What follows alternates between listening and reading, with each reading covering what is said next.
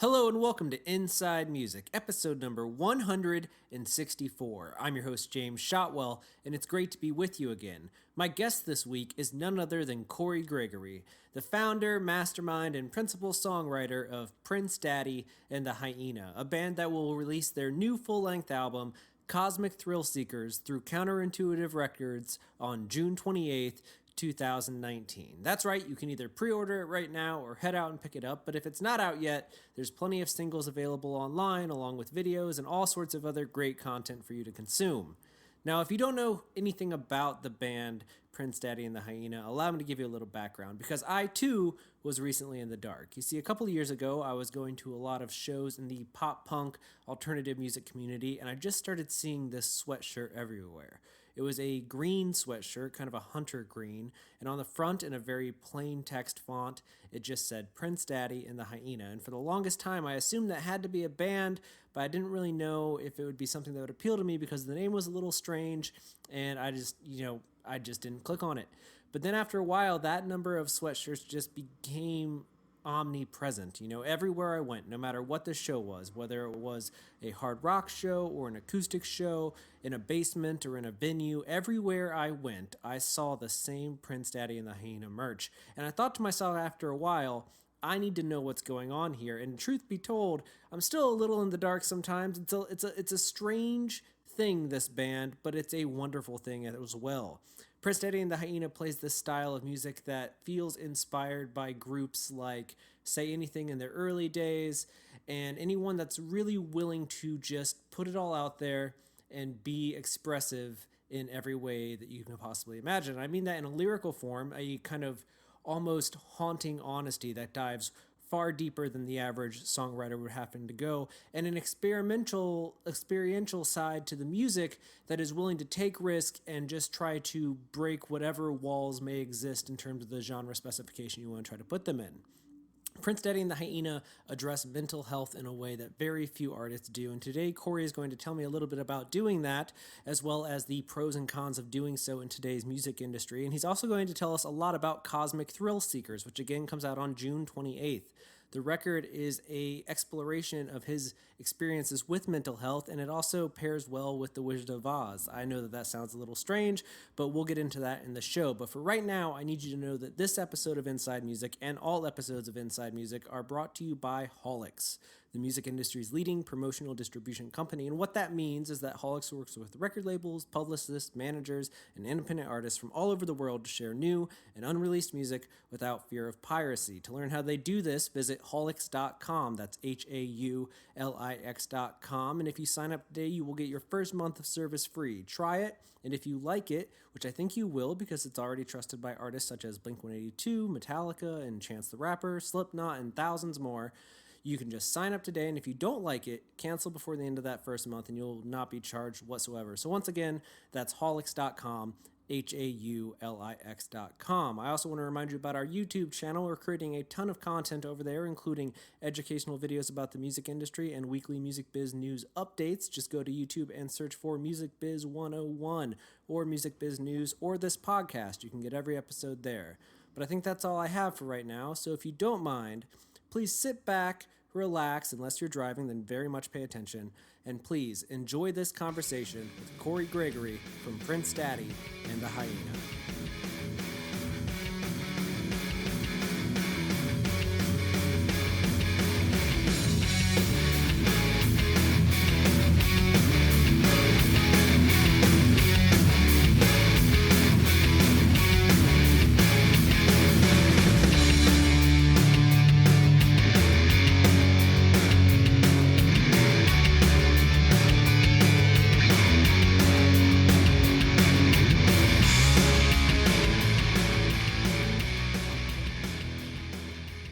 Right on. I like the idea that you guys are the sound of mid New York, because I feel like every area of New York has its own sound. You guys represent mid. Right on. I like that. Well, how's your day going so far? Pretty good. I'm pretty good. Just took a walk. Now I'm back home, sitting with my cat.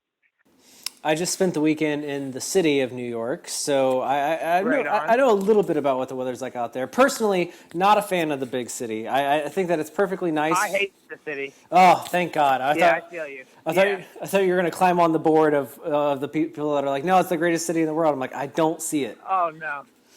No, I hate that city. It's way too much for me. Yeah, it's just like it's everything all at once that I don't like. Right, exactly. Very true. It's Same for me. it's just people and babies and it smells like hot piss. I don't know. It's just not for me. Everywhere smells like this. Everyone there is mean. No one's considerate. And there's a million people. And everyone's always like, there's a billion things to do, and I'm like, there's only a billion things to do if you don't mind waiting in line and if you have money. Right, exactly. Which neither of those things apply to my life. So there's just nothing. There's nothing to do. Well, what have you been up to? I know you guys just played Bloodfest. I guess that was like a week ago now, week and a half ago. Was that like part of a tour, or was that like a one-off and then you drove home? That was kind of a one-off. We got offered Bloodfest, and then we booked like 2 or 3 shows around it. We played Toronto on the way there, which was our first time headlining Toronto, which was really awesome. And we played Cleveland, Ohio on the way back from Bloodfest on some back porch. It was pretty fucking sweet. Mm-hmm. I know about that show mostly from kids posting about it online. I know Eric from Heart Attack Man was there, and yeah, it seemed like it got pretty wild. It got really rowdy. I guess we were the first people to have stage divers at the house, so that was pretty cool. I like having that name. I like having that title. First people to get stage divers on a back porch. Yeah, I dig it. Back porch stage diving. I'm into it. Well, you guys have played a lot of, I guess you would call those alternative venues. Is there a part of the country that does those kind of shows best, like the basement or the back porch or wherever it happens to be? It's hard to say. I feel like the first we're like 5 years into being a band right now, and I'd say the first 3.5 we're all playing basements and like art spaces and stuff. I honestly think the Northeast. Maybe it's just because we know the most people here, so we know where to go. But in our experiences, like New York, Boston, Philly, Pittsburgh, all those places have some really, really cool houses and DIY like art galleries and stuff that we play. That's our vibe. We like playing that. We like playing on the floor, you know? Yeah, absolutely. And if you want to play Boston, unless you play like the Middle East upstairs, you got to play a basement. Right, exactly. In Boston, we're playing. Actually, this is crazy to me. The first show on our first headliner tour coming up is in Boston at the Sinclair, which is my favorite venue in the whole entire country. So I'm really stoked to play that show. It feels unreal to me. That's a beautiful venue, and it's a little bit of a newer one. It's so nice. Yeah. They're so accommodating. They're so hospitable there. It's crazy. Like, it's the most comfortable venue I've ever been in. It's perfect. I have no complaints about that place. And you get so much fucking food when you go there. They feed the shit out of you. Which is not a complaint. Not a complaint at all. No, absolutely not. It's wonderful. Well, that seems like the perfect way to kick off a proper headlining tour. How does it feel knowing? Yeah. Like, I looked at the rest of your year before we hopped on the phone. I was looking at like what you guys have announced, what's coming up. You know, obviously the album. You got this gigantic tour that seems like it'll never end. How does it feel to How does it feel to have all that on the horizon? Because it feels like you guys have done a lot in the last couple of years, but right now you have like the biggest, I guess, runway in front of you where you're like, I know what I'm doing for the next, 12 months, basically. Yeah. As far as the tour goes, I'd say I'm hella proud and stoked about it, but also there's definitely the level of nerves are increased for this tour because all the responsibility is kind of on us, you know? So like, if we go to a show and there's like not that many people, I feel like most of that responsibility falls on us. Whereas like, if we're just like the supporting act, we kind of just like are along for the ride, you know? So we kind of have to be on top of our game. Whereas other times it's kind of just being along for the ride and partying, you know what I'm saying? I mean, we'll still be partying, but we'll have more obligations on our hands, Mm, more stresses and concerns and numbers in our heads, you know. yeah. Yeah. Now But as you far as the record, go ahead. I'm just stoked for the record. I don't have any nerves regarding that. I'm very skeptic whether people will like it or not, but I know I like it, so I'm just stoked for it to be out there. I'm not really nervous about that. I'm just excited. I'm really excited for it to be out so we can start playing the songs live and have people know the lyrics and stuff. It's been like 4 years of me wanting to do this. I'm always curious about this. For the material that makes Cosmic Thrill Seekers, is the timeline of it being written, I guess, always, or is it all stuff you've written since you were finished with I Thought You Didn't Even Like Leaving? I know that there's the EP and there's Adult Summers, but really, like, I Thought You Didn't Yeah. Even Like Leaving is kind of, what people would say is like the big record. So is this material Mm-hmm. all new, or is it stuff you've been kicking around for a few years? Well, everything's been kicking around for a few years because I started writing the record. I mean, no songs that I wrote were ever intended for anything else besides, since I started writing the songs, I knew the record I wanted to make, if that makes any sense. But that kind of, I started writing this record before I Thought You Didn't Like Leaving came out. I probably had like the first 3 songs of this done and a layout and a map of where I wanted the album to go before I Thought You Didn't Like Leaving even came out. Because there was a huge gap between the record label we were on before that I Thought You Didn't Like Leaving originally came out on, did not have their shit together, and they kind of fucked us over. So there was a period of time when we were finished with the record, but it didn't come out for a year later. There was a year between getting the masters and releasing the record. So we were just sitting on a record for a year. So in that year, I'd say I definitely conceptualized what I wanted the record to be and wrote the first couple songs before it even came out. And for people that don't know, or maybe I don't know how much you've talked about this, can you speak to the concept? Because even as a person that is admittedly a bit of an outsider, and we'll get into that in a second, because I feel like I'm just the old man in the room when people talk about Prince Daddy, because I am a little older than a lot of people I see online that are like super into your band. What is the concept behind the album? Because even as an outsider, when you listen to it, it's like it's so clearly it's a thought out thing where this record is moving from here to here to here. So what is that big idea? Right.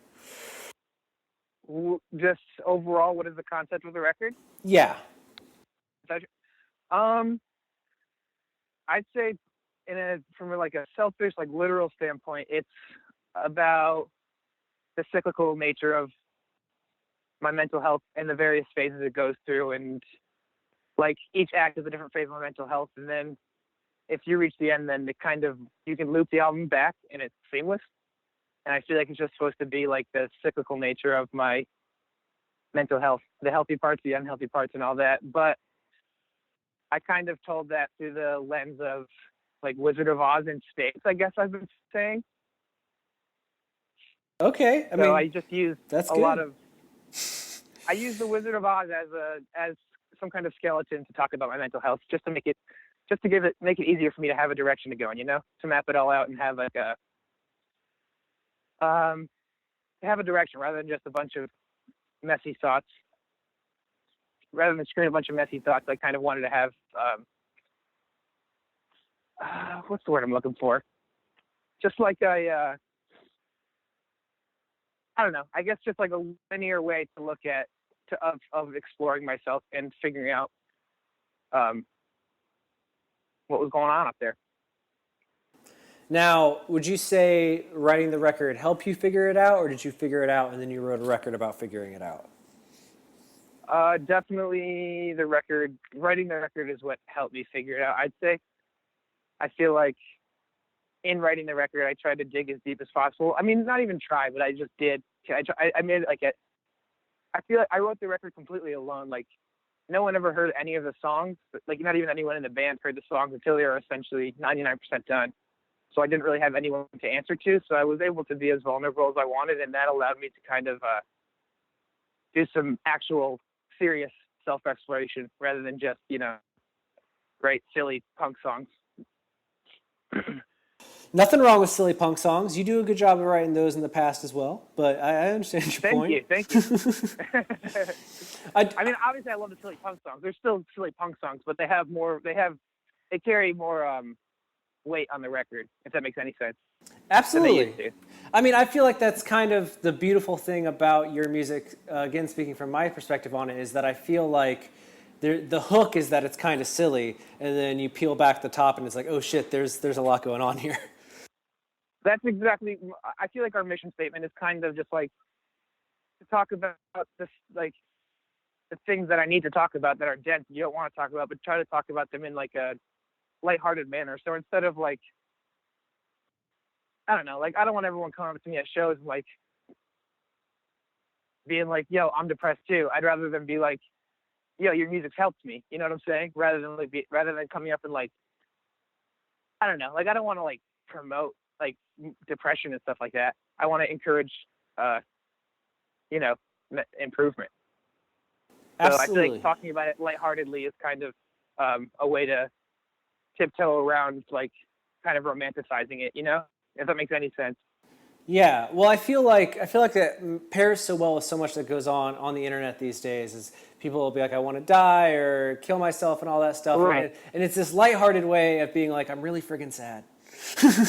Exactly. Right. And you've like you need to talk about it some way. You can't just keep it inside. And I feel like talking about it lightheartedly. If that's the way you got to talk about it, then do it. Yeah, it's like you took that very simple concept and you've turned it into music, which I think is part of what connects people with it so in such a big way. And it's how I would explain Prince Daddy to somebody that doesn't know, being somebody who recently didn't really fully understand it, is I would be like, it's like LOL, I want to die, but set to music. It's come to life in that way. It's like if you wrote a song about that idea of a tweet, and stretched it out. And I mean that in like a very complimentary way. I hope you don't take it for sure. LOL, I want to die, but music. There's also some positivity in there. There's some positivity and hopefulness in there. Absolutely. There's definitely a clear trajectory that the protagonist in the story, which is obviously me, is taking. Like it gets from point A to point B to point C. It keeps moving, It doesn't stay in one place. Something that I'm curious about with you, and this is something I've talked about with artists that are at a different part of their careers that have maybe put out more records, but one of the things that I really noticed about your music is that when people hear it, they tend to relate to it on that very personal level because of what we just talked about. And I wonder if that's started to... how you deal with that, because I assume that you have people that come up to you at shows and they're like, oh my gosh, I like you, and I got into it because it was silly, but then I was like, oh shit, this speaks to me. Here's my stuff. Here's all my mental health stuff, my depression. How are you handling that part of this journey that you're on? As far as like being receptive to people who relate to me and stuff. I guess that balance of being receptive, but also not carrying it with you everywhere. You know what I mean? Where it's like you hear all that stuff, but you still have to then you have to go play the next show. Knowing all that new information. Right. Absolutely. There's definitely a part of me that's like that kind of hates the fact that like bad mental health is kind of just constantly being like thrown at me. I'm constantly reminded of like the bad parts of like, you know what I'm saying? I'm constantly reminded of the possibilities of being mentally unstable, mentally unwell, because obviously I write about it and I am mentally unhealthy, but to have kids relate to it and come up to you is kind of tiring, but also I feel like even more so than tiring, it's just, I'm very grateful for it. I think it's special to me. Like it's worth the burden is what I'm trying to say. It kind of, I don't know, like that's, to me, that's right now, that's the hard work that I put into, and that's also the reward. The hard work and the reward are the same thing for me. And it's having kids come up to me and tell me that my music's moved them or that they feel the same thing and that I help them through something, I think that's why we do it. That's the biggest reward in being in a band, in my opinion. I mean, or any kind of art, any kind of art, I guess. But that's just what I have. No, I think ultimately the goal of all art is either to be seen or have people feel seen. To be like, oh, I get this. Right, exactly. And you do it in a way that's connecting with kids that I think don't have that anywhere else. And it's kind of amazing because I'm definitely a person who discovered your band because I just kept seeing the same green sweatshirt everywhere. And I was like, what the hell is this thing? And I'm 31. So like it took seeing people that, I'm 31, but I work in this world of music. So I'm always like, well, this means something. I don't know what this means, but I need to seek this out. That's funny as hell. I love that. I love that so much. An army of kids in green hoodies at every show. We're also like, speaking of fans, like I feel like our fan base is actually the best. A, because of what we just talked about, but B, I feel like they're like, I don't know, like something about what I'm about to say seems like a sign of a character trait. Like they like, like most kids in bands don't have like you don't wear the merch of the band you're going to see to a show generally. You usually don't do that. Absolutely. At P Daddy shows, literally, if you go outside, like at the line, everyone's wearing P Daddy merch, and I think that's so fucking dope. Like, I don't give a fuck that I'm wearing this. I like this sweatshirt. I'm gonna keep this on. Like, literally, the whole line of people with P Daddy merch. I think it's the coolest thing. I think our fans are so badass, honestly. I think I saw someone on Twitter had made a sweatshirt for like their small child the other day. Yeah. That's the thing. That was so cool. That was fucking amazing. That was so cool. Yeah, now you have to be a band till that kid's like 18 or at least 16. At least. I'm down with that. I'm sure we won't be going anywhere. Well, you mentioned at the beginning of this conversation that you're a little bit nervous about the record coming out, only from the respect of like people getting it or people liking it. Do you? What is it about this material that makes you worry that way? Because I feel like it's a pretty clear progression from what you've already done. But is there something about it, just from your perspective? I'm curious. Like, what is it about it that makes you nervous? Is it just that it's new and they haven't heard it yet?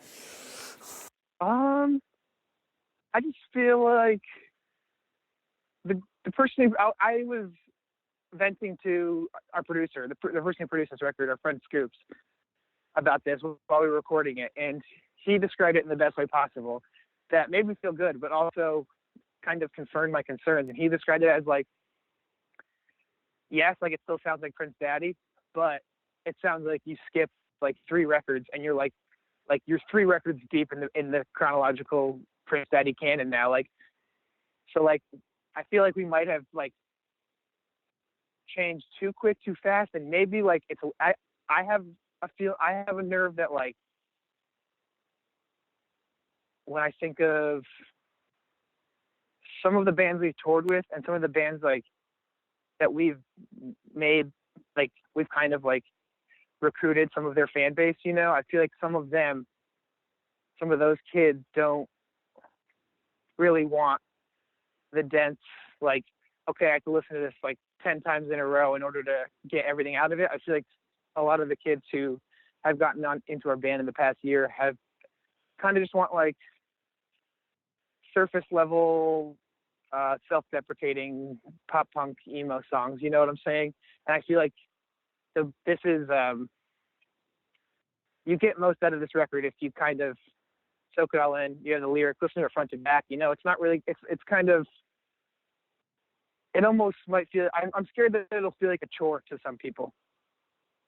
It'll feel like a homework assignment or something, which I don't want it to. I just want it to be fun, and I want people to want to listen to it enough times to get all the Easter eggs and references and themes and fun little music motifs going on, No, absolutely. I just hope it doesn't feel like a chore. Well, I feel like there's always going to be people that are like they've changed or this is a challenging listen. But what I've learned over the years is that the people who get it or that stick with it, I think they become like, you have like a stronger community because of it. You know what I mean? Like they give more of a damn. Yeah. Yeah, absolutely.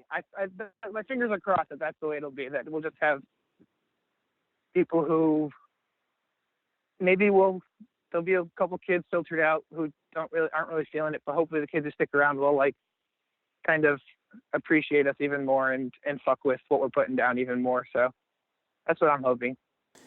Absolutely. And I strongly believe that people who hate change in music ultimately are just they're scared of changing themselves because it represents you growing as a human being, and it's like a reminder to them like, hey, you have to change too, and they tend to not want to. Right. Right. And I'm hoping that our fan base kind of grows with us. That like the opposite of what you just said. I'm hoping that our fans. Absolutely. I trust our fans enough to think that maybe they'll grow with us instead of being stagnant and just wanting a bunch of surface level pop punk songs about weed and Cheetos and stuff, you know? Absolutely. I mean, you want it to be like how people have kind of grown with the Wonder Years being a great example. Each album, you're like, oh, I'm growing up because Soupy's growing up. Right. Exactly. Yeah. Grow with us instead of like exiling us or dismissing us because we're growing. Yeah, and the key, I think, is keep maintaining like a fluid kind of through line that people can follow as both a narrative and sonically. And I feel like this record, as much as it grows and tries new things, it does have that where like it's undeniably you, regardless of what form it takes. Right on. I appreciate that. I like that a lot. That was definitely the goal. No problem. I'm happy to tell you that. Well, I want to ask you also, I think most people that listen to your band are well aware of your engagement and all of that. How's that life going for you? Like outside of the music, you both are so busy. Like how does it feel just to be in that place in your life as well right now? Being engaged, you mean? Yeah, just being engaged. As someone that has been engaged in the past, I remember that sweetness and that excitement and all of that. But to couple that with how much you have going on in music, I'm curious if you'd let me into that part of your life. Honestly, it's not as stressful and like chaotic as you. I mean, I guess it's pretty chaotic, but compared to the life we've lived before getting engaged, like it's not as chaotic and like intolerable as you might think. Because like when she lives with me now, we live together, and like we help each other with songs. We help each other with booking stuff, booking tours and stuff, and it's not like we're never like apart for like 4 months at a time like you think we are, because when I'm not on tour, I usually will go on her tours. When she's not on tour, she'll usually come on P. Daddy tours. So it's like when the only time we're away from each other like a couple weeks at a time when our tours overlap, and that's not bad at all, you know. We both get our time. We both, I don't know. It's not as chaotic as you think. It's just as chaotic as being in a band and not being engaged. Like the chaos level hasn't increased or decreased. It's just you have one more person on your side. You have a person on your team now that's the standard lovey-dovey stuff that I don't need to get into right now. But yeah, it's wonderful. I love it. It's perfect being engaged to your best friend. It's everything I wanted. I'm in a band with someone else who's in a band, so I don't get shit for it. I mean, I'm in a relationship with someone else who's in a band, so it's just there's a level of understanding there that's probably, I assume, based on my experiences, it's pretty hard to maintain functioning relationships while you're gone like 6 or 8 months out of a year, you know? Yeah, or just I've worked on the business side of it, but it helps to have somebody that kind of gets it, for lack of a better opinion, because otherwise it's a series of explaining yourself.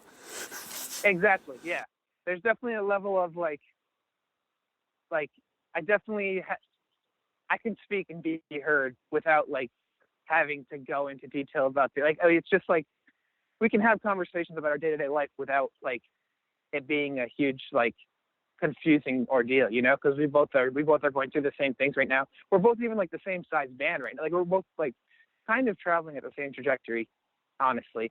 So like we kind of just have this I don't know, it's a special bond. It's a very special bond. It's very hard to come by. In my previous relationships, the people who I've been with have not been